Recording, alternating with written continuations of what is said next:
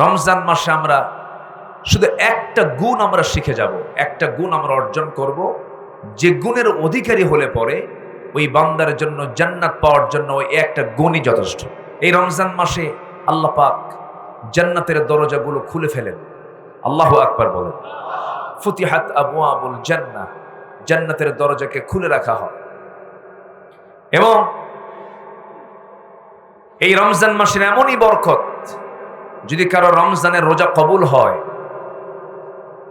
যদি কারো রমজান মাসের সিয়াম সাধনা কবুল হয়, আল্লাহ পাক তার জন্য স্পেশাল একটা দরজাই আল্লাহ পাক বানিয়ে রেখেছেন, রাইয়ান নামক দরজা, যে দরজা দিয়ে শুধু জান্নাতি রোজাদাররাই ওই জান্নাতের মধ্যে ঢুকবে। জোরে বলি সুবহানাল্লাহ। সম্মানিত ভাইয়েরা, সম্মানিত বন্ধুগণ, আমি যেখান থেকে কথা বলতে চাচ্ছি খুব কমন আয়াত, খুবই কমন একটি আয়াত, যেটা আপনাদের সবার মুখস্থ আছে। রমজান মানে হলো রমদুন থেকে আসছে, যার অর্থ হলো জ্বালিয়ে দেওয়া, ভস্ম করে দেওয়া, সারখার করে দেওয়া। হয়তো বলবেন হুজুর, এই মাসের নামের যে ভয়াবহতা, এত ভয়ঙ্কর নাম কেন? যার অর্থ হলো জ্বালিয়ে দেওয়া, ভস্ম করে দেওয়া, সারখার করে দেওয়া। এটার কারণটা কি? জ্বালিয়ে দেওয়া, ভস্ম করে দেওয়া মানে হলো রমজান মাসের ইবাদতের মধ্য দিয়ে বান্দা তার জীবনের অর্জিত যত গুনাহ করেছে সব কিছুকে জ্বালিয়ে দিয়ে, ভস্ম করে দিয়ে সে বান্দাটা গুনাহমুক্ত হয়ে নিজেকে প্রস্তুত করবে। কোন মাসে? এর জন্য আল্লাহ পাক এই মাসের নাম কি রেখেছেন? রমাদান। তাহলে রমজান মাস মানে হচ্ছে আমাকে আপনাকে সিদ্ধান্ত নিতে হবে, এই মাসের বদৌলতে আমার অর্জিত যত গুনাহ, কোনো গুনাহ আমার জীবনে রাখা যাবে। এর জন্য প্রয়োজনে চোখের পানি ফেলবো কার কাছে? সেজদা দেব কার কাছে? রুকু করব কার কাছে?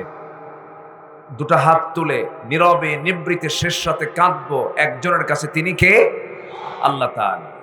একটা মানুষকে আপনি বারবার ডাকবেন, বলবেন, সে মাফ নাও করতে পারে, কিন্তু আমি বান্দা হয়ে আমি আল্লাহকে ডাকবো। যত বেশি ডাকবো আল্লাহ তত বেশি খুশি হয়ে আল্লাহ পাক আমাকে মাফ করে দিবেন। জোরে বলি আলহামদুলিল্লাহ। আমরা মাফ চাবো, আমরা ক্ষমা চাবো। আমাদের ক্ষমা চাওয়া হলো দায়িত্ব, আর মাফ করে দেওয়ার দায়িত্ব কার? আসতে বলবেন না কার? আল্লাহ রাব্বুল আলামিন বলেন, কুল ইয়া ইবাদিয়াল্লাযীনা আসরাফু আলা আনফুসিহিম লা তাকনাতু মির রাহমাতিল্লাহ ইন্নাল্লাহা ইয়াগফিরুদ যুনুবা জামিআ। বান্দা, তুমি আমার রহমত থেকে নিরাশ হয়ো না। তোমার গুনাহ যত বড়, আমার রহমত তার চেয়ে অনেক বেশি বড়। তুমি আমার দিকে 1 পা আগাবে, আমি তোমার দিকে 10 পা আগাবো। তুমি আমার দিকে হেঁটে হেঁটে আসবে, আমি তোমার দিকে দৌড়ায় দৌড়াইয়া যাবো। জোরে কোন সুবহানাল্লাহ। আমরা কার কাছে মাফ চেয়ে নেব? আল্লাহর কাছে মাফ চেয়ে। মাফ চেয়ে নেওয়ার একটু উত্তম মাস কি বলুন তো? বলেন কি মাস বলেন তো? রমজান। জোরে বলি সুবহানাল্লাহ।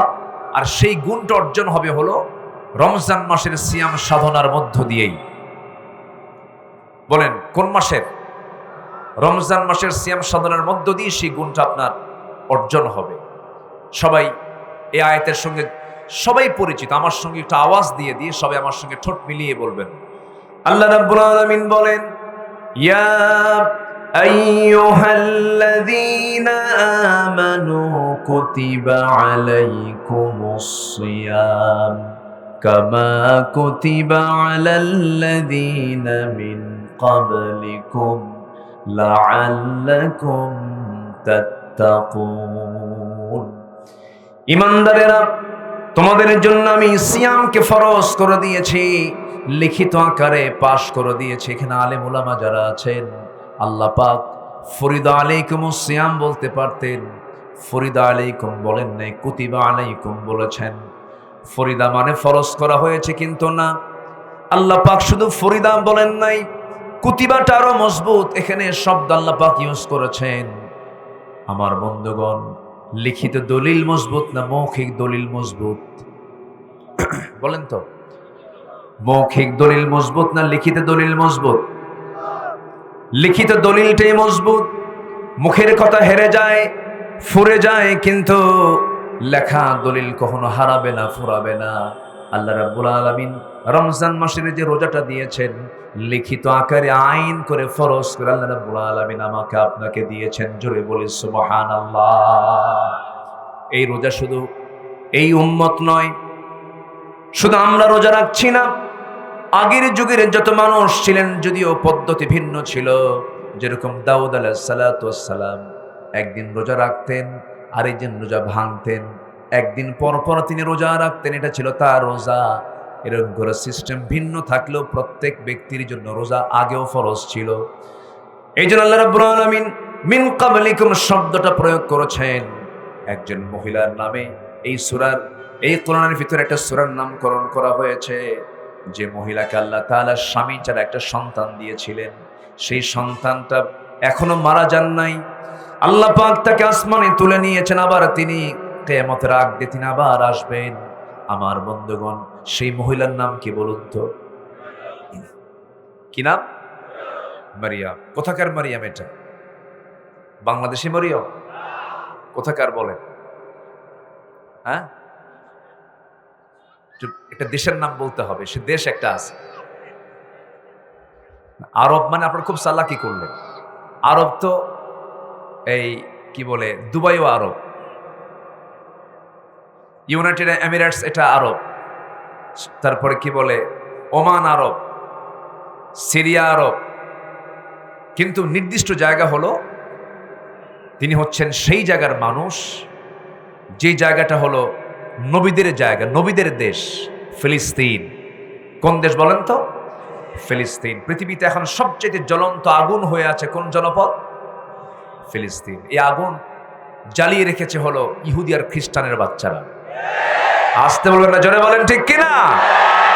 ওরাই জ্বালিয়ে রেখেছে। আল্লাহ বললেন, তুই আমার পছন্দের বান্দাগুলোকে জ্বালাবি, আমি তোকে দাবানল দিয়ে জ্বালায় দিলাম। যা। আমেরিকার ক্যালিফোর্নিয়া, লস অ্যাঞ্জেলস, দাবানলে সব ছাই হয়ে গেছে। আল্লাহ যদি কাউকে ধরেন, উপায় আছে বলেন তো? উপায় নাই। সেই ফিলিস্তিনের নাগরিক ছিলেন মারিয়াম আলাইহিস সালাতু ওয়াস সালাম।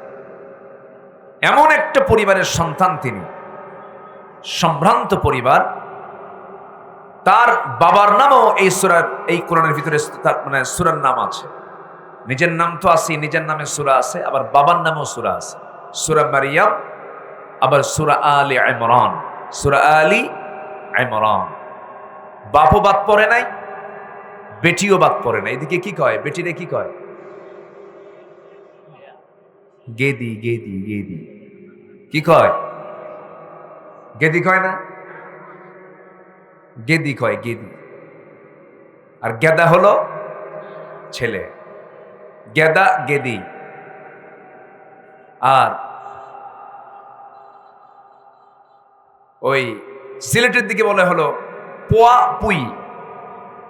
হ্যাঁ। আর চিরাঙের দিকে বলে হলো মরদ পোয়া। কি পোয়া বলেন? মরদ পোয়া, মানে ছেলে সন্তান যেটা।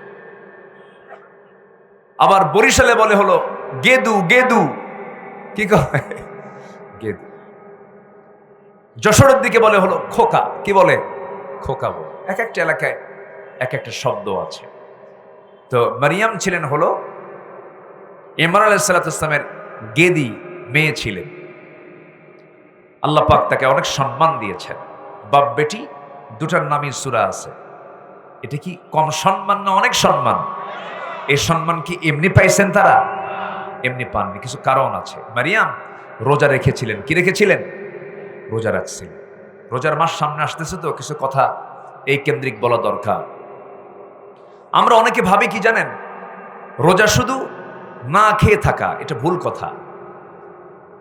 শুধু না খেয়ে থাকা আর স্ত্রীর কাছে না যাওয়া, সহবাস না করা, এটার নাম রোজা নয়। অনেক কথা আছে এর আগে পরে। মারিয়ামকে টানলাম, মিন ক্বাবলিকুম, আগের যুগেও যে রোজা ফরজ ছিল, এই জন্য আমি এই আয়াতের ব্যাখ্যা আমি একটা মারিয়ামের দিকে চলে গেলাম। উনিও রোজা রেখেছিলেন, কিন্তু ওনার রোজাটা আমাদের মতো এরকম রোজা ছিল না। একটু ঘটনা বললেই, একটু প্রেক্ষাপটটা বললেই সহজ হয়ে যাবে। আমাকে সময় দিচ্ছেন তো নাকি? কারো কোনো সমস্যা নাই তো? জোরে বলি ইনশাআল্লাহ। একজন মহিলা দুনিয়াতে বসে জান্নাতের খাবার খেয়েছেন, সে মহিলার নাম কি বলুন? ওয়াজ তো সবাই পারেন নাকি? বলি আলহামদুলিল্লাহ। তাহলে যে মহিলাকে আল্লাহ তাআলা জান্নাত থেকে খাবারগুলো পৌঁছা দিয়ে খাওয়ান, ওনার দাম কি কম? এই দাম কি এমনি হইছে? কিসের জন্য হইছে বলেন? সামনে কিসের মাস আসতেছে? রোজা রাখার কারণ একটা কারণ, আরেকটা কারণ কি? রোজা। আমার ভাইয়েরা, মারিয়াম আলাইহিস সালাতু ওয়াস সালাম, আল্লাহ রাব্বুল আলামিন তাকে এমন একটা সম্ভ্রান্ত পরিবারে জন্ম দিলেন। তার থাকার জায়গা হলো বাইতুল মুকাদ্দাসের পাশে। বাইতুল মুকাদ্দাসের পাশে তাকে থাকার জন্য অর্ডার দেওয়া হলো এবং তার দায়িত্ব দেওয়া হলো তার আপন খালু জাকারিয়া আলাইহিস সালাতু ওয়াস সালামকে। কি নাম? জাকারিয়া আলাইহিস সালাতু ওয়াস সালামকে দায়িত্ব দিয়ে বলা হলো, তুমি তাকে দেখবে, তার খাবারগুলো যোগান দেবে। প্রতিদিন তার খাবার সামনে হাজির করে দিয়ে চলে আসেন, আবার রুমটা তালা মেরে দিয়ে চলে আসেন। কিন্তু আল্লাহ রাব্বুল আলামিন পরপর 3টা দিন 3টা রাত জাকারিয়া আলাইহিস সালাতু ওয়াস সালামের স্মৃতি থেকে মারিয়ামের নামটা ভুলাইয়া দিয়েছেন। 3 দিন তার কাছে যান নাই, খাবার পৌঁছান নাই। বলুন তো 3 দিন 3 রাত যদি কোনো পানি খাবার যদি না যায়, বলুন তো শুধু বিপদ না বড় বিপদ? বড় বিপদ। 3 দিন 3 রাত তিনি যেতে পারেন নাই। হঠাৎ 3 দিন পরে তার মনে হয়ে গেছে, জাকারিয়া আলাইহিস সালাতু ওয়াস সালাম 3 দিন পরে তালাটা খুলে দরজার মধ্যে দিয়ে ঢুকলেন। ঘরের মধ্যে ঢুকেই মারিয়াম আলাইহিস সালাতু ওয়াস সালামকে দেখে তার সামনের দিকে তাকায় লক্ষ্য করে দেখেন মারিয়াম বসে আছেন। তার সামনে অসময়কালীন ফলমূলগুলো সামনে কে যেন সুন্দর করে সাজায় রেখেছে। জাকারিয়া আলাইহিস সালাতু ওয়াস সালাম বললেন, আন্না লাকি হাদা ইয়া মারিয়াম, হে মারিয়াম, তোমার সামনে এই সাজানো ফলমূলগুলো কে তোমাকে দিয়ে গেল? আমি তো 3 দিন 3 রাত আসি নাই। সঙ্গে সঙ্গে তিনি বলছেন, উত্তর দিচ্ছেন, কোরআন বলতেছে, ক্বালাত হুয়া মিন ইনদিল্লাহ ইন্নাল্লাহা ইয়ারযুকু মান ইয়াশাউ বিগাইরি হিসাব। ও আমার খালু, আপনি 3 দিন 3 রাত আসেন নাই, কিন্তু আমার আল্লাহ তাআলা আমাকে না খেয়ে রাখেন নাই। আল্লাহ তাআলা জান্নাত থেকে এই সমস্ত খাবারগুলো আমার জন্য পৌঁছায়া দিয়েছে। জান্নাত থেকে পৌঁছায়া দিয়েছে। আল্লাহ রাব্বুল আলামিন খুব সম্মান দিয়েছেন এই নারীকে। এক পর্যায়ে সিদ্ধান্ত চূড়ান্ত হলো, তাকে ওহী মারফত জানিয়ে দেওয়া হলো, মারিয়াম, আল্লাহ পাক তোমাকে সন্তানের মা বানাবেন। তিনি এখন প্রশ্ন করলেন, কেমন করে সম্ভব? লাম ইয়ামসাসনি বাশার, কোন পুরুষ তোমাকে স্পর্শ করে নাই। পুরুষের স্পর্শ ছাড়া কি সন্তান সম্ভব? না। এটা কেমনে সম্ভব? হবে না তো। সঙ্গে সঙ্গে আল্লাহ রাব্বুল আলামিন জানিয়ে দিলেন, ও মারিয়াম, তুমি টেনশন করো না, এটা আল্লাহর সিদ্ধান্ত, তোমাকে স্বামী ছাড়া সন্তান দিয়ে দিবেন। আল্লাহ তাআলার সিদ্ধান্ত যদি চূড়ান্ত হয়, এটা অসম্ভব না সম্ভব?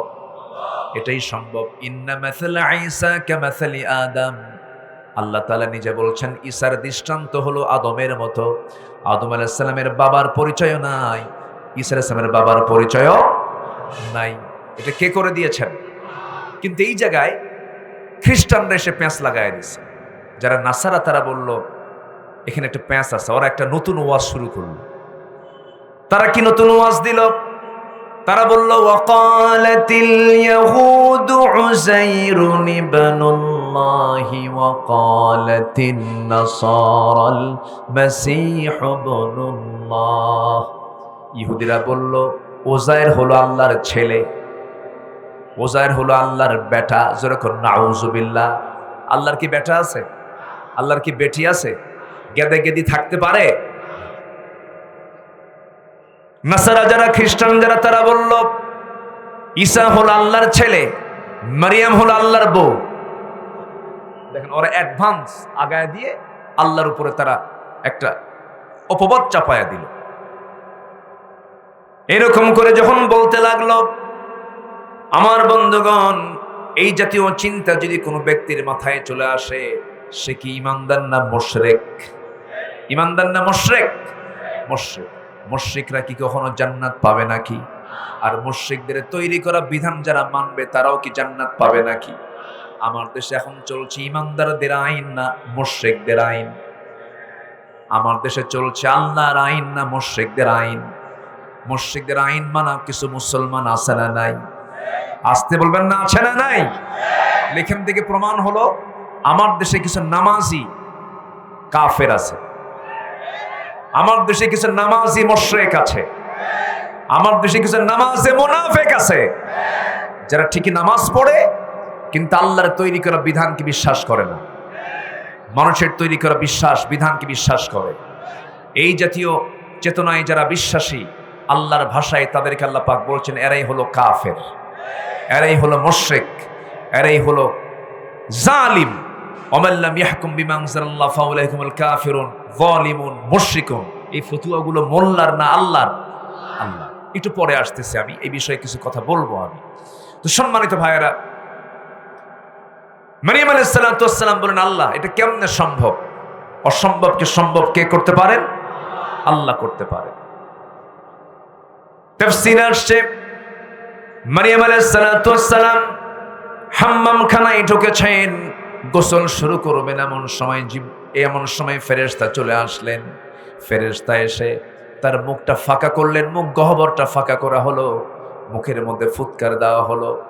আর একটা তাফসীরে আসছে, জামার আস্তিনটা টান মেরে বক্ষের দিকে একটা ফুৎকার মারা হলো, সঙ্গে সঙ্গে মিন্স বন্ধ হলো, ঋতুস্রাবটা থেমে গেল, বন্ধ হয়ে গেল, বাচ্চা পেটে চলে আসলো। যখন 4 মাস 5 মাস বয়স হয়ে গেল, তার বাহ্যিক সিমটম প্রকাশ পেয়ে গেল। সবাই বলা বলি করলো, তোমরা কি জানো মারিয়ামের পেটে সন্তান চলে আসছে? বিশাল বড় ঘটনা হয়ে গেল, জাতীয় ইস্যু হয়ে গেল। শেষ পর্যন্ত সবাই মিলে জাকারিয়া আলাইহিস সালাতু ওয়াস সালামকে তারা টার্গেট করে ফেললো, কারণ এই মহিলার সেবার জন্য একজন ব্যক্তিকে আমরা নির্ধারণ করেছিলাম, সে হচ্ছে জাকারিয়া। সে প্রত্যেকদিন তার ঘরে যাওয়া আসা করত। এই অপকর্মের পিছনেই, জেনার পিছনে সবচেয়ে বড় দায়ী হলো জাকারিয়া। আল্লাহর নবীকে পর্যন্ত তারা দোষ দিয়ে দিল। জাকারিয়া আলাইহিস সালাতু ওয়াস সালাম সঙ্গে সঙ্গে বলে ফেলেন, আল্লাহর কসম করে বলি, আমি যে জেনার সঙ্গে সম্পৃক্ত নই। আল্লাহর পয়গম্বর কি জেনার সঙ্গে সম্পৃক্ত থাকতে পারেন নাকি? শেষ পর্যন্ত আল্লাহর পয়গম্বর জাকারিয়া আলাইহিস সালাতু ওয়াস সালামকে জেনার মামলায় অভিযুক্ত করে তাকে করাত দিয়ে চিরে 2 টুকরা করে শহীদ করে দেওয়া হলো। আমার বন্ধুগণ, একটা বিষয় ক্লিয়ার হয়ে গেল, যারা এই দুনিয়াতে দ্বীনের তাওহীদের দাওয়াত দিতে যাবে, নবীদের মতোই তাদের মামলা আসবে, এমনকি জিনার মামলাও আসতে পারে। আসতে পারে কিনা? আল্লামা সাঈদীকে দেওয়া হয়নি? তাকে জিনার মামলা দেওয়া হয়েছিল, ধর্ষণের মামলা দেওয়া হয়েছিল, বাড়ি পুরানোর মামলা দেওয়া হয়েছিল। যে মামলাগুলো দিছে, শয়তানও নারাজ হয়ে গেছে। মানুষ মিথ্যা মামলা দেয়, কিন্তু এইরকম মিথ্যা মামলা আমি শয়তানও বিশ্বাস করি না। এগুলো করেছিল ওরা আলেমদেরকে বেইজ্জত করতে গিয়ে নিজেরা উলঙ্গ হয়ে গেছে। ঠিক আছে না? আলেমদেরকে বেইজ্জত করতে গিয়ে নিজেরা কি হয়ে গেছে? উলঙ্গ, গায়ে কাপড় নাই। এখন ওদের গায়ে কাপড় নাই, উলঙ্গ। কেমন করে দেখেন, চিন্তা করা যায়? এই দাড়ির সম্মান আছে না নাই বলেন তো? আমরা এই দাড়িটা রাখি কোন ব্যক্তির সম্মানে? আল্লাহ রাসূলের সম্মানে আমরা দাড়িটা রাখি। এই দাড়ির মর্যাদা আছে না বলেন তো?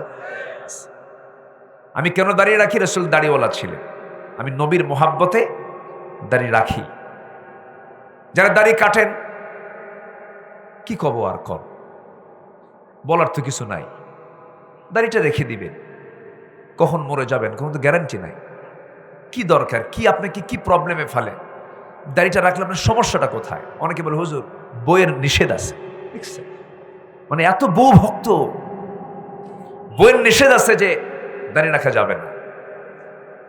দাড়িটা রাখা, পৃথিবীর সমস্ত উলামা একমত, দাড়ি রাখাটা হলো ওয়াজিব।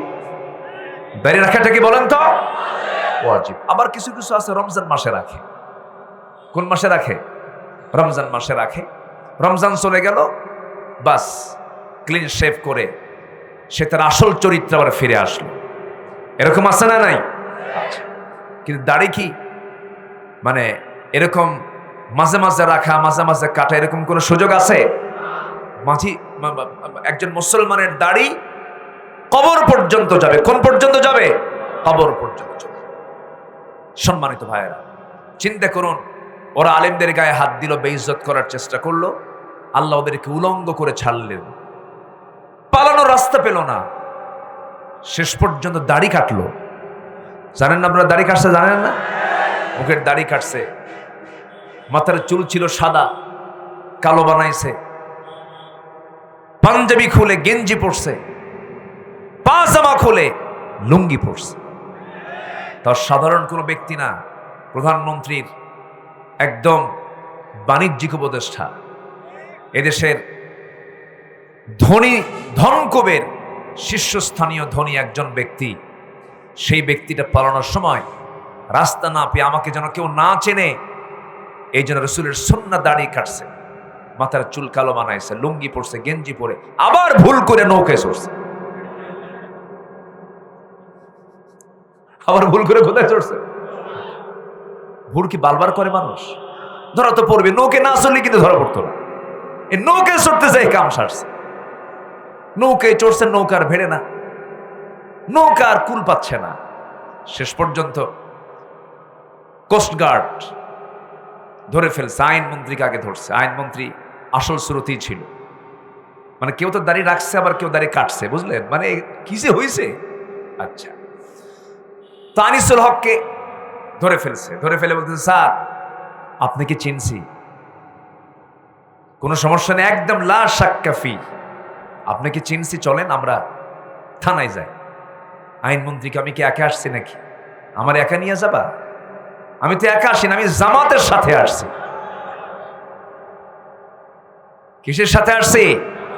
হ্যাঁ, জামাত ছাড়া উপায় নাই তো, জামাতের সাথে আসছি। কে? কই যে বসে আছে, কে মাথার চুল কালো, লোকটাকে চেনা যায় না, মুখে দাড়ি নাই, ভালো করে দেখো, ওটাই দরবেশ, কিন্তু ভান ধরে বসে আছে। কি কথা কি বুঝতেছেন?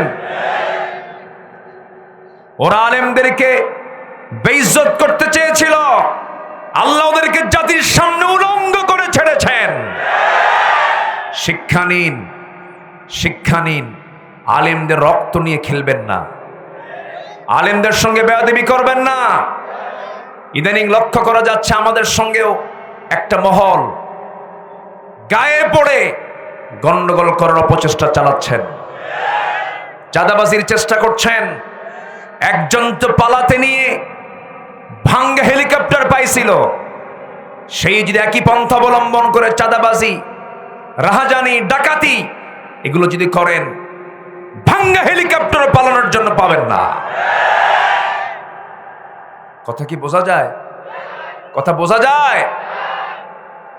অনেক কিছু আমরা দেখছি, কিন্তু এই জাতি, এই যুব সমাজ ছাড়বে না। এই যুব সমাজ খুবই সচেতন। আমি তো ভাবছিলাম যুব সমাজ মনে হয় ধ্বংস হয়ে গেছে, কিন্তু 5 অগাস্ট যখন আমি পেয়েছি আমার চোখের সামনে, যে যুব সমাজ ডিভাইস আক্রান্ত, মাদকাসক্ত, ওরাই তো করেছে এগুলো। ভার্সিটিতে অস্ত্র হাতে তুলে দিয়েছে, ইয়াবা তুলে দিয়েছে, নারী তুলে দিয়ে ওদের রাজত্ব ওরা টিকসই করতে চেয়েছিল। কিন্তু যুব সমাজ সতর্ক হয়ে গেছে, না এরা তো আমাদের জীবন ধ্বংস করে ফেলবে। ওই যুব সমাজগুলো ঘুরে দাঁড়ায়া রাজপথে লড়াই করেছে, বুকের তাজা প্রাণ ঢেলে দিয়েছে। অতএব যেই ইতিহাস পাল্টানোর জন্য যে জাতি রক্ত দিতে পারে, এই জাতি কোনোদিন পিছপা হতে পারে না। প্রয়োজনে রক্তের বন্যা বয়ে যাবে। আগামীর দিন হবে কোরআনের দিন, আগামীর সরকার হবে কোরআনের সরকার। রাজি আছেন কারা কারা? হাত উঁচু করে দেখান মুসলমান।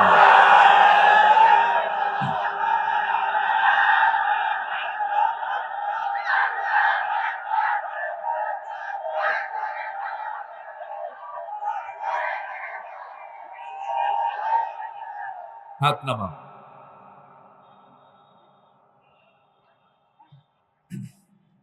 আচ্ছা বলুন তো, আমার দেশে রমজান মাসে খাবার হোটেলগুলো বন্ধ থাকে না খোলা থাকে? খোলা রাখা জায়েজ? খোলা রাখে কারা? হিন্দু ভাইরা খোলা রাখে? কারা খোলা রাখে? হোটেলের সামনে লেখা থাকে ভিতরে পর্দার নিয়মে খাওয়ানো হয়। তাহলে ভিতরে পর্দার সহিত খাওয়ানো হয়। আচ্ছা বলেন তো, আমার দেশে রমজান মাসে মদের দোকান বন্ধ না খোলা? বলেন খোলা। তাহলে আমার দেশে মুসলমান বেশি অথচ আইনগুলো নাই। আমরা কি চাই না এই দেশে একটু ইসলামের আইনটা আসুক? সবাইকে চান? এটা যদি সত্য হয়, আমার বিশ্বাস আগামীর দিন হবে ইসলামের দিন। জোরে বলি ইনশাআল্লাহ। আমরা সব দেখা শেষ করে দিয়েছি, আমাদের দেখার কিন্তু কিছু বাদ নাই, সব দেখা শেষ। আমরা কোরআনকে দেখতে চাই সামনে। জোরে বলি ইনশাআল্লাহ। আপনারা একটা সন্তান পেয়েছেন, আপনার এলাকার একজন মা একটা গর্বিত সন্তান উপহার দিয়েছেন, মাওলানা রফিকুল ইসলাম খান। আপনি কি জানেন ওই লোকটার সম্মান কত? কত বড় জ্ঞানী মানুষ, যোগ্য নেতৃত্ব। এরকম রফিকুল ইসলাম খানের মতো যদি 300 জন ব্যক্তি যদি পার্লামেন্টে যায়, বাংলাদেশ হবে গোটা পৃথিবীর একটি অনন্য মডেল রাষ্ট্র। কিন্তু দুঃখ হলো কি জানেন, এই জাতির মধ্যে কিছু সমস্যা আছে। ভালো মানুষ নেতৃত্বে আসলে বলে, আপনি এখানে আসছেন কেন? আপনি এত ভালো মানুষ, আপনি এখানে আসছেন কেন? এরকম বলার লোক আছে না নাই? এই কথাগুলো বলবেন না। মসজিদের ইমাম যদি বিড়ি খায় মানবেন? মানবেন? সমাজের ইমাম যদি বিড়ি খায়? সমাজের ইমামরা গাঁজা খায় বসে আছে। মসজিদের ইমাম যদি দাড়ি ছোট করে, খালি কেসি মারে, দাড়ি কাটে, আর মহিলাদের দিকে ছায়া থাকে, নামাজ পড়বেন? কেন পড়বেন না? হ্যাঁ, ছায়া আছে, এই জন্য আপনি ওনার নেতৃত্ব মানবেন না, নামাজ পড়বেন না। তাহলে ইমাম সাহেব যদি বিড়ি খায় মানবেন না, নারীর দিকে চেয়ে থাকে মানবেন না, আর সমাজের যারা নেতা ইমাম ওরা বিড়ি খাবে, গাঁজা খাবে, আর রাতের বেলা নারী সহ ধরা খাবে, তার নেতৃত্ব মানবেন কেন? এখানে কথা আছে না নাই? মাইন্ড সেট আপ দেই, আমাদের মাইন্ডের সমস্যা, আমরা মাইন্ড সেট আপ দিই। কোন নেতা যখন আপনার কাছে আসবে, আপনি বলবেন, আপনি কেন আসছেন? কি ভাই আমার একটু ভোট টোট দিয়েন, আমার একটু সাপোর্ট দিয়েন। বলবেন আপনি কি নামাজ পড়েন? ইন্টারভিউ নেবেন। কি নেবেন? বলেন কি নেবেন? আপনি কি নামাজ পড়েন? হ্যাঁ পড়ি। কয় ওয়াক্ত? 7 ওয়াক্ত। আছে না এরকম? আছে না? আছে। আপনার ঠোঁট এরকম কেন? আপনি কি খান? ঠোঁট কেন এরকম? আপনার মোষ কেন এত মোটা? রাসূল তো মোষওয়ালা ছিলেন না, রাসূল ছিলেন দাড়িওয়ালা, হাইব্রিড জাতের মোষ। এগুলো মানা যাবে না। মাথা ঝেড়ে ফেলে দিয়ে আমাদের দেশে যে সংকট চলছে এখন, সেই সংকট হলো নেতৃত্বের সংকট। আমরা আমাদের নেতৃত্বের সংকট দূর করতে চাই। মসজিদকে যেমন আমরা ফ্রেশ ইমাম দিয়ে চালাতে চাই, সমাজকে আমরা ফ্রেশ নেতা দিয়ে চালাতে চাই। আমরা এগিয়ে যাব বহুদূর। জোরে বলি ইনশাআল্লাহ। রোজা রাখবো আমরা। কি রাখবো? মারিয়াম রোজার জন্য প্রস্তুতি নেবেন, কিছুক্ষণ পর আসতেছে। উনি সন্তানের মা হয়ে গেলেন। অনেক লম্বা কথা ছিল তো, সময় তো কম, শেষ করে দেব। আজান হচ্ছে, হোক। আমরা নামাজটা পড়ব নির্দিষ্ট সময়ের চাইতে 15 মিনিট পর। কয় মিনিট পর বলেন? এই 15 মিনিট কি আপনাদের বেশি হবে? জাস্ট 15 মিনিটস আমি একটু ডিলে করব, এটা নিয়ে যেন কোনো ফতুয়া না হয়। আমরা নামাজ পড়ব একটু পরে, অজুর সময় দেওয়া হবে, আজান এখানে হবে, নামাজও একটা জামাত এখানে হবে। সবার নিয়ে নামাজ এখানে হবে না, সংকুলন হবে না, এখানে একটা জামাত হবে। দোয়ার পরে নিজ দায়িত্বে যারা জামাত না পাবেন আসরের সালাত আদায় বেশি জরুরি না ওয়াজ শোনা বেশি জরুরি? বলেন বলেন। হ্যাঁ, এটা মাথায় রাখবেন। কিন্তু এখন বসবেন, নামাজের পর আমরা ওয়াজ মাহফিল সফল করব, নামাজ আদায় করব। জোরে বলি ইনশাআল্লাহ। সম্মানিত ভাই, সন্তান পেটে চলে আসলো, সবাই তাকে অভিযোগ দিতে লাগলো, মারিয়াম তোমার চরিত্র এত নষ্ট হয়ে গেল, তুমি তো অসতী, চরিত্রহীনা, একটা অসামাজিক নারী। শেষ পর্যন্ত তাকে ঘাড় ধাক্কা দিয়ে সেখান থেকে বের করে দেওয়া হলো। রক্তাক্ত হয়ে তিনি বের হয়ে গেলেন। এতগুলো গালি তিনি শুনলেন, কিন্তু একটাবার তিনি মনক্ষুণ্ণ হয়ে আল্লাহকে কিছু বললেন না, বরঞ্চ তিনি একটা বিশাল বড় পরীক্ষা মনে করলেন। সেই পরীক্ষায় মারিয়াম ফেল করেছেন না পাশ করেছেন? পাশ করেছেন। যেদিকে চোখ যায় সেই দিকে রওনা দিলেন। তাফসীর আসছে বাইলহাম একটা উপত্যকার নাম, সে উপত্যকার কাছাকাছি চলে গেলেন। যখন পেটে বাচ্চা আসে, সেই মহিলার খাবারের চাহিদা কম হয় না বেশি হয়? বেশি হয়ে যায়। সেবার জন্য লোকের প্রয়োজন হয়, সেবার জন্য কেউ নাই, খাবারের জন্য কেউ নাই। 10টা মাস পূরণ হলো। তিনি একটা শুকনো গাছের নিচে আশ্রয় নিলেন। শুকনো ডাল, পাতা পল্লব নাই, কোনো ফলমূল নাই, এমন একটা গাছের নিচে তিনি শুয়ে পড়লেন। তাফসীর আসছে ঘুম থেকে জাগা পেয়ে দেখেন সদ্য সন্তান ঈসা আলাইহিস সালাতু ওয়াস সালাম ভূমিষ্ঠ হয়ে হাত পা নড়াচড়া করতেছেন। সন্তানটাকে দেখে তিনি তার সকল আগের দুঃখগুলো ভুলে গেলেন। হাস্যোজ্জ্বল চেহারা হয়ে গেল। শুকনো ডালের দিকে তাকায় দেখেন সবুজ শ্যামল রূপ নিয়েছে, ফলমূলগুলো টসটসে, ফলমূলগুলো পাকা পাকা ফল ধরে আছে। তিনি বিসমিল্লাহ বলে ফলমূলগুলো পারলেন, নিজ হাতে বিসমিল্লাহ বলে খেয়ে নিলেন। সন্তানকে দুধ পান করাতে লাগলেন। 2 থেকে 3টা দিন সেই জায়গায় থাকলেন। আল্লাহর সঙ্গে সঙ্গে জানায় দিলেন, মারিয়াম এই জায়গায় থাকা যাবে না, তুমি এখন মানুষের মাঝে চলে যাও। সঙ্গে সঙ্গে তিনি বলেন, কেমনে যাব? আগে যে পরিমাণ গালি আমাকে দিয়েছে সেই গালিগুলো ধৈর্য ধরেছে, এখন যদি যাই শুধু আমাকে এই গালি দেবে না, আমার সন্তানকেও গালি দেবে। আমার সন্তানকে বলবে যার সন্তান, অনেক কিছু বলবে, আমি কেমন করে যাব আমি? সেই সময় আল্লাহ তাকে জানান দিলেন, মারিয়াম রে, যখন তোমাকে কেউ প্রশ্ন করবে, লোকজনের মাঝে যাওয়ার পর যখন প্রশ্ন করবে, সঙ্গে সঙ্গে তুমি একটা জবাব দিয়ে দেবে। সেটা হলো তুমি বলবে, ক্বালাত ইন্নী নাযারতু লিররহমানি সাওমা, আমি রোজাদার, আমি কোনো কথা বলতে পারবো না। যত প্রশ্ন তোমরা করবে আমার সন্তানকে করো, আমি কোনো কথা বলবো না। তিনি কি করলেন? তিনি তার হাতের আঙ্গুলটা মুখে লাগালেন। ইন্নী নাযারতু লিররহমানি সাওমা, আমি কোনো কথা বলবো না, আমি রোজা আছি, অতএব তোমরা আমার সন্তানের সঙ্গে কথা বলো। আমার বন্ধুগণ, তিনি যে রোজা ছিলেন, মারিয়ামের যে রোজাটা ছিল, এটা কিন্তু খাওয়ার রোজা নয়, না খেয়ে থাকার রোজা নয়।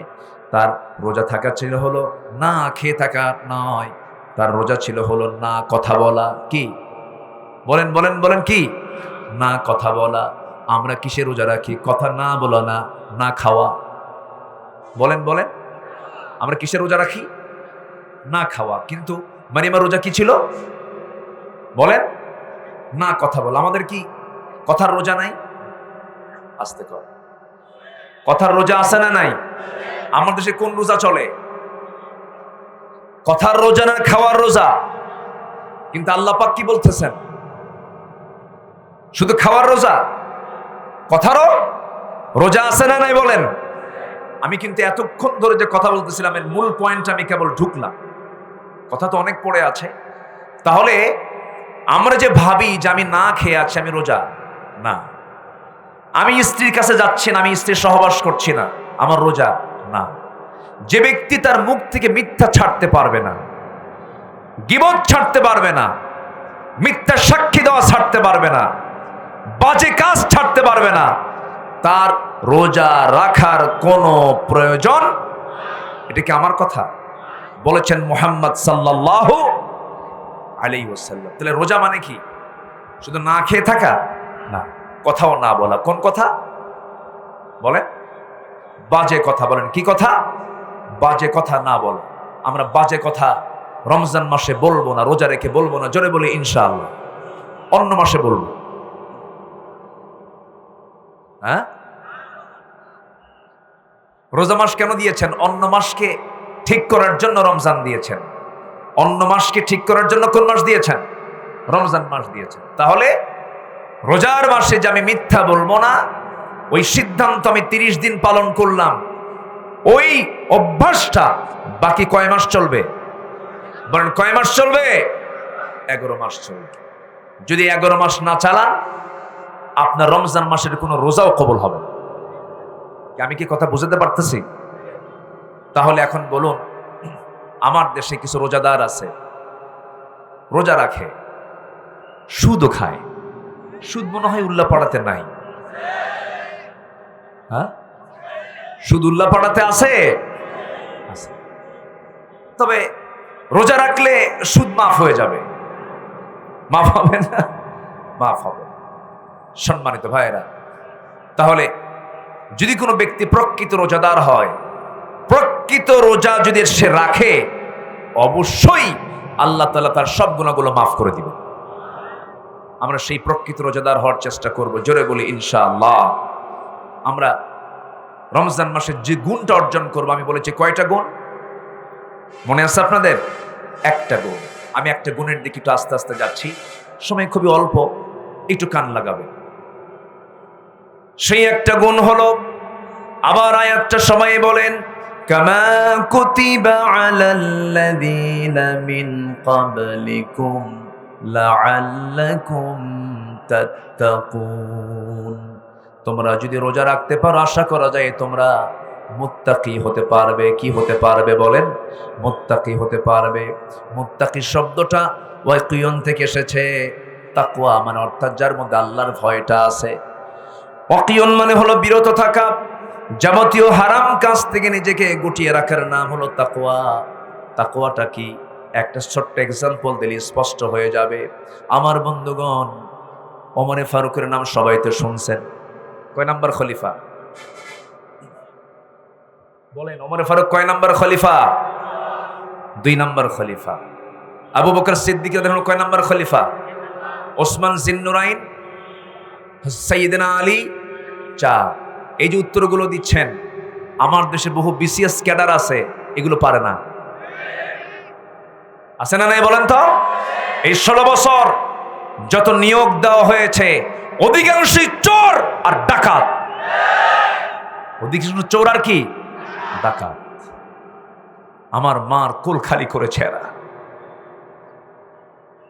আমার মা বোনদের বুক ঝাঁঝরা করে দিয়েছে এরা। এরা আল্লামা সাঈদীকে পর্যন্ত রেহাই দেয় নাই। 13টা বছর নিরপরাধ একটা মানুষকে জেলখানায় আটকে রেখেছিল। জেল না, সেলে। সেলটা আরো জটিল জায়গা। আটকে রেখে ওদের রাগ মেটে নাই। শেষ পর্যন্ত ফাঁসির ভয়, ফাঁসি দিলে কি যেন হয়, ফাঁসির অপশনে না নিয়ে তাকে আজীবন কারাদণ্ড দিয়ে, এটাতে তারা খুশি হতে পারে নাই। শেষ পর্যন্ত নাটক তৈরি করেছে। চিকিৎসার নাম করে কাশিমপুর কারাগার থেকে হসপিটালে ভর্তি করায়া, চিকিৎসার নাম করে ইনজেকশন পুশ করে, পয়জনিং করে, বিষ প্রয়োগ করে এই জাতির কিংবদন্তি আল্লামা সাঈদীকে তারা হত্যা করেছে। এই দেশে 1-2টা হত্যা হয়নি, অসংখ্য হত্যাযজ্ঞ চলেছে। এই হাজার হাজার হত্যার মধ্যে দিয়ে আমরা সবার আগে এতগুলো যে হত্যা হয়েছে, প্রতিটা হত্যার তো আমরা বিচার চাবই। সবার আগে এদেশের যিনি কিংবদন্তি আল্লামা সাঈদীর খুনের সাথে যারাই জড়িত, আল্লামা সাঈদীর প্রকৃত খুনিদের বের করে চূড়ান্ত শাস্তি নিশ্চিত হচ্ছে সময়ের সবচাইতে বড় দাবি। এ মতের পক্ষে রাজি আছেন কারা কারা?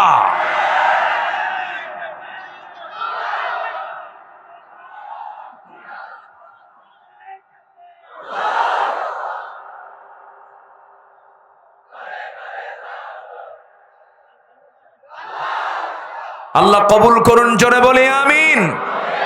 আরো জোরে আমিন। বিচার হবে না? বিচার হবে কিনা বলেন? বিচার হতে হবে, বিচার হতে হবে। জোরে বলি ইনশাআল্লাহ। আল্লাহ কি বিচার দেননি? আল্লাহ বিচার দেন নাই? আল্লাহ বিচার দিয়েছেন। কুতিবা আলাইকুমুল কিসাস, হুকুম আছে না নাই বলেন? আচ্ছা, সম্মানিত ভাইয়েরা, সম্মানিত বন্ধুগণ, প্রথম খলিফা সাইয়্যিদনা আবু বকর, দ্বিতীয় খলিফা কে? ওমর। এক মাহফিলে, বহুদিন আগে এক মাহফিলে আমি বললাম, ওমরে ফারুককে চেনেন কে? সামনে থেকে একটা ছেলে দাঁড়ায় বলে, হুজুর আমি চিনি। কে? কে আমাদের বাড়ির দোতলায় ভাড়া থাকে। এটা সেই ওমর না, এটা হচ্ছে অরিজিনাল ওমর। যেরকম সুবহানাল্লাহ। রাতের বেলা একা ঘোরে। কোথায় ঘোরেন? কিসে ঘোরেন? একা, কেউ নাই। 40টা রাষ্ট্র চালান। কয়টা রাষ্ট্র? কেউ নাই, একা। ভয় নাই, কারণ তার মধ্যে ভয় ছিল কার ভয়? আর আজকের যারা নেতাগুলো, তারা কি একা ঘোরে? সাহস আছে? সামনে পিছনে ডানে বামে নিয়ে ঘোরে, কারণ তাদের আল্লাহর ভয় নাই। কার ভয় নাই?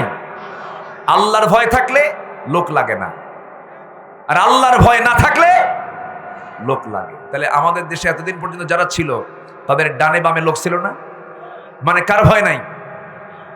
আল্লাহর ভয়। সাইয়্যিদনা ওমর ফারুক রাদিয়াল্লাহু তাআলা একা একা ঘুরতেছেন। ঘুরতে ঘুরতেই কোন একটা ঘরের সামনে গিয়ে দাঁড়ালেন। নীরব রাত্রি, চতুর্দিকে একদম শুনশুন নীরবতা, কোনো আওয়াজ নাই। এমন সময় গভীর রজনীতে দুইটা মহিলার কথার আওয়াজ তার কানে চলে এলো। একজন মা আর একজন মেয়ে। মা তার মেয়েকে বলছে, মা শোনো, আমরা গরিব মানুষ, দিন এনে দিন খাই। উঠের যে দুধ আজকে দহন করেছি আমরা, আগামীকালকে এই দুধ বিক্রি করতে গিয়ে যে টাকাটা পাবো, এই টাকা দিয়ে আমাদের বাজার হবে না, সদাই হবে না। অতএব এই দুধের মধ্যে কিছু পানি ঢেলে দিয়ে মিক্স করে দাও, দুধের পরিমাণটা বাড়ায় নাও। সঙ্গে সঙ্গে মেয়েটা বলছে, মা এই কাজ আমি করতে পারবো না, কারণ এই কাজ করলে এটা আমার জন্য গুনাহ হয়ে যাবে। সঙ্গে সঙ্গে মা বলতেছে, আমার কলিজার টুকরা মেয়ে, এই দুধের ভিতরে গভীর রাত্রে যদি আমি পানি দেই, ওমরে ফারুকের প্রশাসন দেখে নাই, অন্ধকার কেউ দেখবে না, দিয়ে দাও পানি। তিনি বলছেন, মা ওমরের প্রশাসন দেখবে না, কিন্তু আমার আল্লাহ তাআলার প্রশাসন অন্ধকারের ভিতরেও দেখতে পায়। আমার দ্বারা এই দুধের মধ্যে পানি দেওয়া সম্ভব হবে না। এই মা মেয়ের গল্পগুলো, মা মেয়ের কনভারসেশন, কথা যখন ওমরে ফারুক শুনতেছিলেন, চোখের কোনা বেয়ে বেয়ে টপ টপ করে পানি পড়ছিল। হারে আমার জনগণগুলো কত আল্লাহওয়ালা। সোজা চলে গেলেন নিজের বাড়িতে। বউটাকে ডাক দিয়ে বলছেন, বউ আমার, বহুদিন যাবত আমি আমার ছেলেকে বিয়ে করাবো, ছেলে বউ খুঁজতেছিলাম, ছেলে বউ খুঁজে পাচ্ছিলাম না, কিন্তু আজকে রাতে ঘুরতে গিয়ে আমার ছেলে বউ খুঁজে পেয়েছি। কে? অমুক বাড়িতে যাও। যেরকম সুবহানাল্লাহ। অমুক বাড়িতে যাও, আমি ছেলে বউয়ের সন্ধান পেয়েছি। সাইয়্যিদনা ওমর ফারুক ছেলে বউ যে তিনি নির্বাচিত করলেন, বলুন তো অর্থ দেখে কি নির্বাচন করেছেন নাকি? ছেলে বউ বানাবেন বংশ দেখে নির্বাচন করেছেন নাকি? চেহারা দেখে নির্বাচন করেছেন নাকি? বলুন তো ওই মেয়েকে তিনি যে নিজের ছেলের বউ বানাবেন, কি দেখে পছন্দ করেছেন? বলেন বলেন। তাকওয়া। বলেন কি? বলেন তাকওয়া। রোজার ফলাফল কি? রোজার ফলাফল কি? তাকওয়া। এই যে ভয়, এই ভয়টা যদি আপনার মধ্যে চলে আসে, আমি ওজনে ভেজাল দেব, অসম্ভব, পারবো না। আমি বনের সম্পত্তি মেরে খাবো না। আমি শক্ত ভাষায় কথা বলে লোকটাকে কষ্ট দেব না। আমি বউ থাকতে জেনায় যাব না। আমি মিথ্যা সাক্ষী দেব না। আমি গীবত করব না। কেন না? কার ভয়? এটার নাম কি? জোরে করে, এটার নাম কি? তাকওয়া। এই তাকওয়াটা হচ্ছে আমার আল্লাহর চাওয়া। বান্দা, রমজান দিছি, 30টা রোজা রাখবা, তারাবির নামাজ পড়বা, সুন্দর করে একটা মাস সাজায় নিবা, কোরআন তেলাওয়াত করবা, ব্যাখ্যা জানবা, আল্লাহর দল করবা। কার দল? আসতে বলবেন না, কার দল? বউটাকে নামাজের জন্য বলবা, পর্দার জন্য বলবা, বউ নামাজ পড়ে না, এমন বউ তো মনে হয় উল্লাপাড়ায় নাই।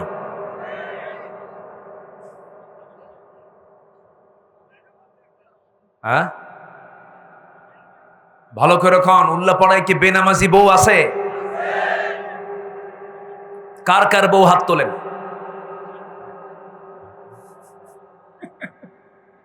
দেখি, কিছুক্ষণ আগে কিন্তু কইছে যে ঘরে ঘরে, একটা হাত তোলে না। দেখেন,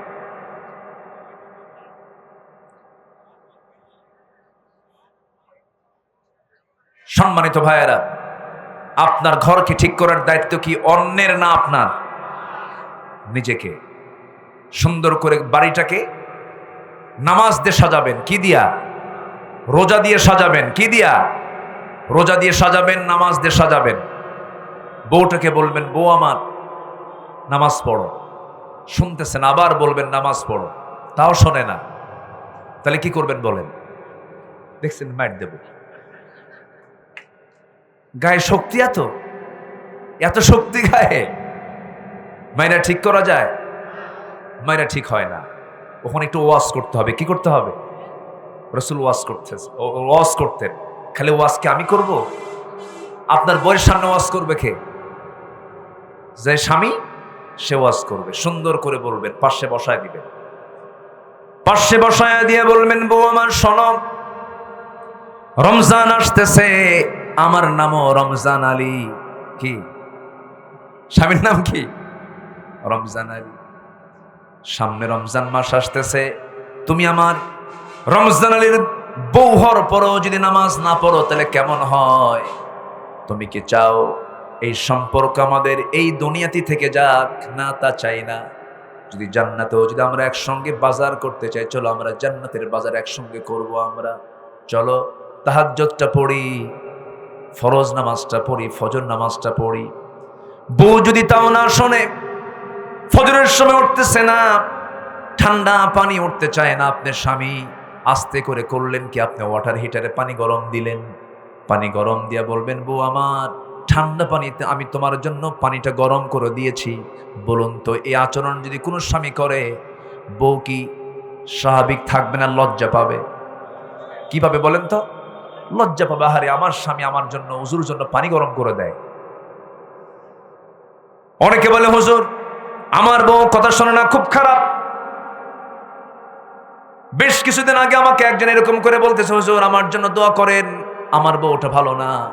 আমি তাকে একটা প্রশ্ন করলাম, ভাই আপনার বউ ভালো না, ভালো কথা, আপনি কি কোনোদিন আপনার বউকে সালাম দিয়েছেন নাকি? কে স্বামী কোনোদিন বউকে সালাম দেয়?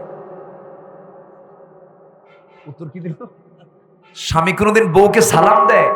মানে সে জানেই না যে সালাম দেয় স্বামী বউকে। কি এত বড় এরকম ছোট লোক আমি হব?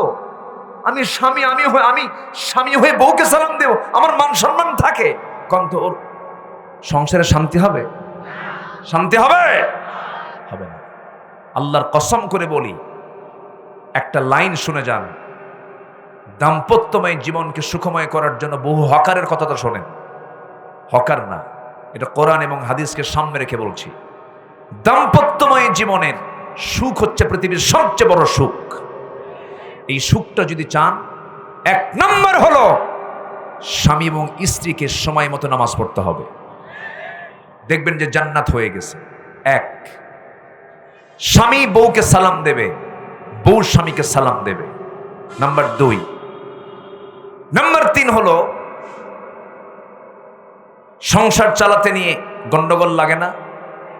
আসতে বলে, গন্ডগোল লাগে না? মতের মিল অমিল হয় না? হয়। এক্ষেত্রে ধৈর্যের পরিচয় দেবে বেশি কে বলেন? কে? বউ। বেশি ধৈর্যের পরিচয় দেবে কে? স্বামী। মেয়েদের ধৈর্য ধরার দরকার নাই। হ্যাঁ, মেয়েদের ধৈর্য ধরার দরকার আছে না নাই? বেশি ধৈর্য ধরবে কে? স্বামীকে। আল্লাহ পাক দায়িত্ব দিয়েছেন বেশি, ধৈর্য ধরতে হবেও বেশি। ভুল হয়ে গেছে এই সময়, ওই স্বামী স্ত্রীর মধ্যে যদি একটা ওয়ার্ড যদি প্রচলন থাকে, একটা ওয়ার্ড, গন্ডগোল লাগছে, হঠাৎ করে বউ ভুল করে ফেলছে, বলবে সরি। কি বলবে? সরি। ভুল হয়ে গেছে, আমারে মাফ করে দেন। অথবা স্বামী ভুল করেছে, যদি ঘন ঘন স্বামী স্ত্রী এই শব্দটার যদি কালচার করে, ভুল হয়ে গেছে আমাকে মাফ করো, ভুল হয়ে গেছে আমাকে মাফ করো, দেখবেন কোনোদিন গন্ডগোল লাগবে না। কিন্তু মেয়েদের ক্ষেত্রে এই জায়গায় একটু সমস্যা আছে। আমি ক্ষমা চাবো ওর কাছে, ও তো শুধু ওর বোনের কথাই বলে, ভাইয়ের কথাই বলে, আমার জন্য কি করে? এই আছে না নাই বলেন, আছে না নাই? আমি ক্ষমা চাবো? অসম্ভব। এরকম কিছু মহিলা মনে হয় উল্লাপাড়ায় নাই। আসতে বলবেন না, আছে না নাই? মা বড় না বউ বড়? ভালো করে কবেন, ভালো চিন্তা করে কবেন। কিন্তু 10 সেকেন্ড সময় দিলাম। মা বড় না বউ বড়? হয় নাই, উত্তর হয় নাই। ভালো করে করেন, মা বড় না বউ বড়? মাহফিলে মাহফিলে মা বড়, বাড়িতে বউ বড়। একদম সঠিক উত্তর দিয়ে দিলাম। কি? মাহফিলে মা বড় আর বাড়িতে বউ বড়, এটিকে হওয়া যাবে? সব জায়গায় কি বড়? মা বড়। মার সঙ্গে কোনো গন্ডগোল লাগলে সোজা বলে দিবেন, আমার স্ত্রী শোনো, আমার মা আমার অস্তিত্ব, আমি ওনার পেট থেকে আসছি, আমার অস্তিত্ব নিয়ে খুঁটি নড়ালে বিল্ডিং ভেঙে যাবে, এই জায়গায় কোনো আপিল চলবে না। আমার মা আমার মা, আমার মাকে আমার মার জায়গায় থাকতে দাও। বউ পাল্টানো যায়, মা পাল্টানো যায় না, ঠিক কিনা? বাস, এখানে কোনো আপোষ চলবে না। আরেকটা কথা বলি, মার সামনে বউটাকে কখনো ছোট করবেন না, এটাও কিন্তু নিষেধ। কারণ আপনার বউ হতে পারে, কিন্তু ওই বউ আপনার সন্তানের মা, তার মর্যাদা আছে না নাই? আচ্ছা। আবার নিজের বউয়ের সামনে নিজের মাকে ছোট করবেন না। বউ আছে, তাকে আড়াল করবেন। এক কথা, আল্লাহ পাক নারীকে দিয়েছেন এমন একটা গুণ, পুরুষের সেই জিনিসটা বুঝতে হবে। পুরুষের সামনে পুরুষ প্রশংসা করলে কয়, এত প্রশংসা করিস কেন, তোর মতলব খারাপ, ঠিক কিনা? পুরুষের সামনে পুরুষ প্রশংসা করলে কি খুশি হয় না মাইন্ড করে? ওর মতলব কি? এই দেখ তো, ও আমার এত প্রশংসা করে কেন, ওর কি মতলব কি দেখ। এটা হচ্ছে পুরুষের চিন্তা। আর মেয়েদেরকে আল্লাহ পাক এমন স্বভাব দিয়ে পাঠাইছেন, মেয়েদের সামনে আপনি যত প্রশংসা করবেন তত খুশি। আপনার মতো মহিলাই হয় না এই জগতে, আপনি একটাই মহিলা, তাই আমি তাই। কি কথা কি বুঝতেছেন আপনারা? আল্লাহ পাক মেয়েদেরকে এরকম করে বানাইছেন। এই জন্য আপনার দায়িত্ব হলো দুটার পক্ষকেই, মা এবং বউ দুজনকে কন্ট্রোল করা। আপনার সুন্দর ওয়াজের মধ্য দিয়ে আল্লাহ কবুল করুন, জোরে বলি আমিন। তবু রমজান মাসে শেষ রাত্রে খাবার নিয়ে, রান্না বান্না নিয়ে গন্ডগোল করা যাবে? আল্লাহ পাক আমাদেরকে শিক্ষা নেওয়ার তৌফিক দান করুন। সবাইকে ফজর পড়বেন, জোহর পড়বেন, আসর পড়বেন, মাগরিব পড়বেন। এটা হাত তুলে দেখেন তো কারা কারা পড়বেন।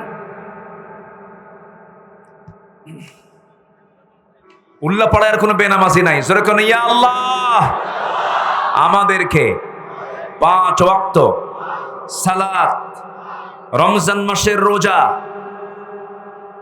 5 ওয়াক্ত নামাজ জামাতের সাথে আদায় করার তৌফিক তুমি আল্লাহ দিয়া দাও, জোরে বলি আমিন। আরো জোরে আমিন, আরো জোরে আমিন। হাত নামান। আজান হয়ে গেছে আরো প্রায় আধা ঘন্টা আগে। আমি যদি আর কিছুক্ষণ চালাই, এটা নিয়ে হবে টপ টক উল্লাপাড়ার। এমন হুজুর আসছিল নামাজ বাদ দিয়ে ওয়াজ।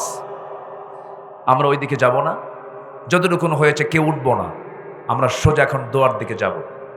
আমি যতটুকু বললাম সূরা বাকারার একটা আয়াতকে সামনে রেখে আমরা একটা গুণ অর্জন করব, মুত্তাকি হব। কার ভয়? কার ভয়? ওই মহিলা দুধের মধ্যে পানি দেয়নি কেন? কেন পানি দেয়নি? কার ভয় দেয়নি? এই ভয়টা যেন আমাদের এক জায়গায় না, সব জায়গায় যেন থাকে। আল্লাহ কবুল করুন।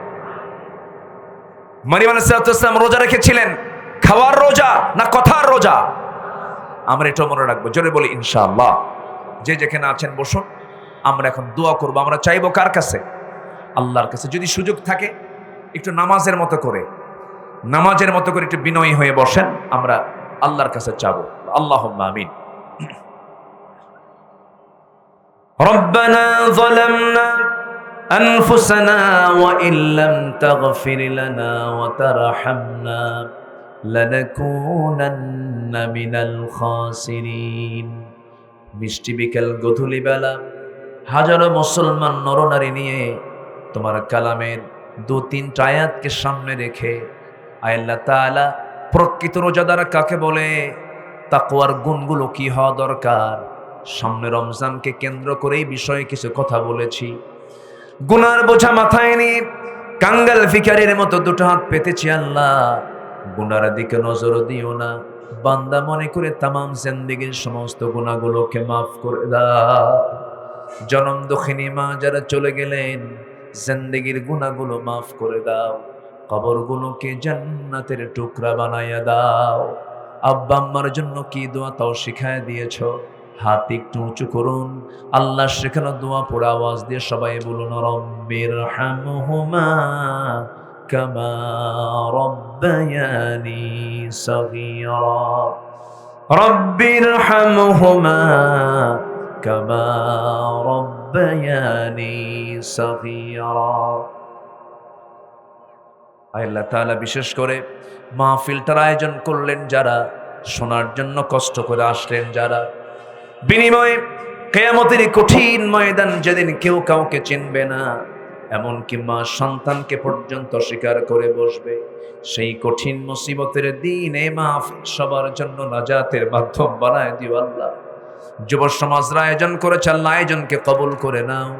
আল্লাহ তাআলা, তোমার বান্দাদের নেক মাকসুদকে তুমি আল্লাহ কবুল আর মঞ্জুর করে নাও।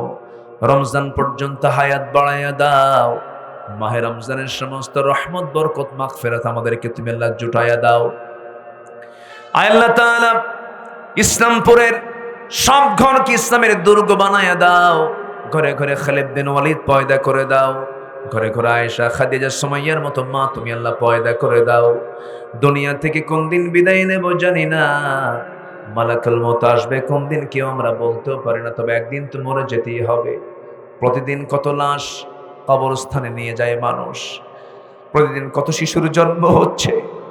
ও আল্লাহ, আমাদের জন্ম নেওয়া শেষ, সামনে একটা দিন পড়ে আছে, সেটা হলো মৃত্যুর দিন। আল্লাহ, ডান হাতে আমলনামা না আসা পর্যন্ত মরণ দিবা না। মালাকুল মউত কোন দিন আসবে আমরা কেউ জানি না, তবে যেদিন মরবো টান মেরে ঘর থেকে বের করে দেবে। জীবনের শেষ গোসল হয়ে যাবে, মরামুখ সব দেখে দেখে চলে যাবে, কবরে শোয়া দেবে, বাঁশ চাপা দেবে, মাটি চাপা দেবে। ও আল্লাহ, 24 ঘন্টা যাবে না মাথার চুলগুলো খসে খসে পড়বে, 3 দিন যাবে না চামড়াগুলো গলে গলে পোকার পেটের খাবার হবে। মাত্র 7টা দিন পেটের নাড়ি বেরিয়ে চোখ মুখ কান নাক দিয়ে বের হওয়া শুরু হয়ে যাবে। মাত্র 3টা মাস কবর যদি খনন করা হয়, কয়েকটা হাড় ছাড়া কিছুই খুঁজে পাওয়া যাবে না। সে অন্তিম মুহূর্ত যখন চলে আসবে, জবানে জারি করে দিও, লা ইলাহা ইল্লাল্লাহু মুহাম্মাদুর রাসূলুল্লাহ।